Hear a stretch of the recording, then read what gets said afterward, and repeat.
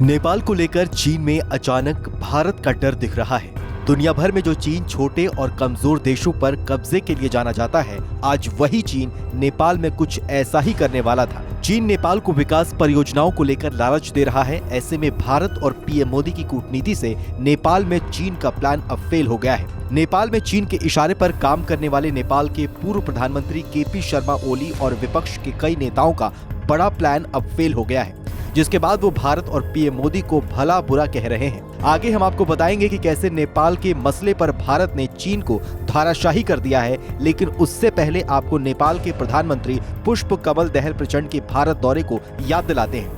दरअसल अब से महज कुछ दिन पहले ही जब नेपाल के प्रधानमंत्री भारत दौरे पर आए, तब उन्होंने कई बार भारत और पीएम मोदी की तारीफ की। पुष्प कमल दहल प्रचंड ने भारत से फिर से पहले की तरह अपने रिश्तों को बेहतर करने की बात की। भारत और नेपाल के बीच कई अहम समझौते भी हुए, जो नेपाल में चीन के इशारे पर काम करने वाले नेपाल के विपक्ष के नेताओं को बिल्कुल भी पसंद नहीं आया।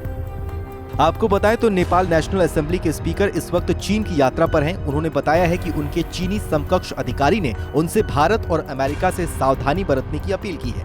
दरअसल नेपाल, अमेरिका और भारत के बीच नजदीकियों से चीन घबराया हुआ है। नेपाल के नेशनल असेंबली के स्पीकर के सामने चीन ने भारत पर कई बेबुनियाद आरोप भी लगाए और उन्हें भारत के खिलाफ भड़काने की कोशिश की। नेपाल की बात की जाए तो नेपाल और भारत के बीच संबंध पहले से ही अच्छे और बेहद पुराने हैं। वहीं चीन की बात की जाए तो चीन लगातार नेपाल से अपने संबंध बेहतर करने की कोशिश कर रहा है। हालांकि चीन और नेपाल को लेकर विशेषज्ञों का ये भी कहना है कि ड्रैगन नेपाल से नजदीकियां बढ़ाकर नेपाल के साथ भी ठीक ऐसा ही कुछ करेगा, जैसा उसने श्रीलंका, पाकिस्तान और ताइवान जैसे छोटे देशों के साथ किया।